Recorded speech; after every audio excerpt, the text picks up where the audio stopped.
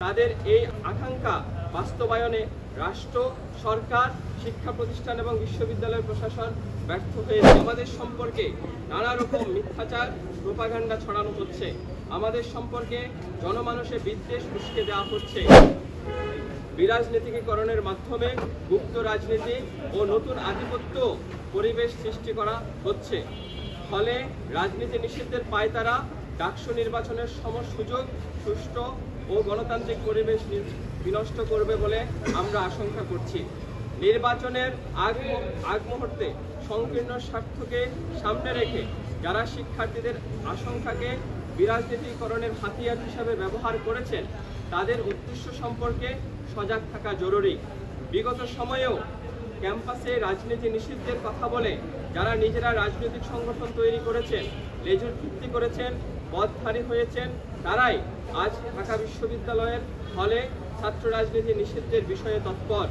রাজনীতির নামে কোনো সংগঠন যেন ছাত্রলীগের মতো পুনরায় সন্ত্রাস, দখলদারিত্ব, গণরুম, গেস্ট রুম কায়েম করতে না পারে, সে বিষয়ে ছাত্র শিক্ষকদের ঐক্যবদ্ধ থাকতে হবে।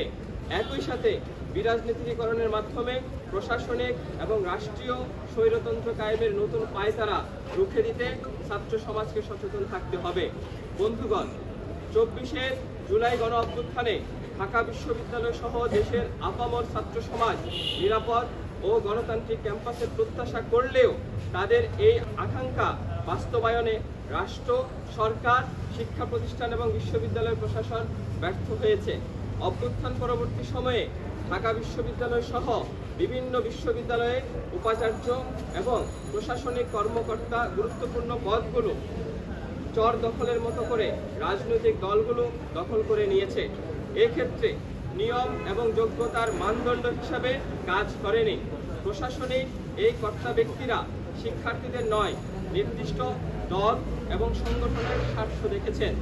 ঢাকা বিশ্ববিদ্যালয় প্রশাসনের একই ভূমিকা আমরা গভীর উদ্বেগের সাথে লক্ষ্য করছি।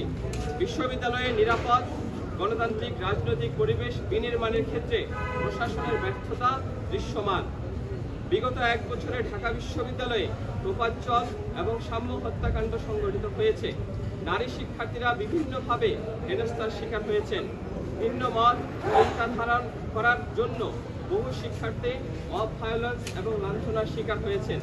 বিগত সময়ে ঢাকা বিশ্ববিদ্যালয় সহ বিভিন্ন ক্যাম্পাসে গণতান্ত্রিক ছাত্র জোটের নেতাকর্মীরা ফ্যাসিবাদ বিরোধী লড়াইয়ে সর্বাত্মক ভূমিকা রেখেছেন।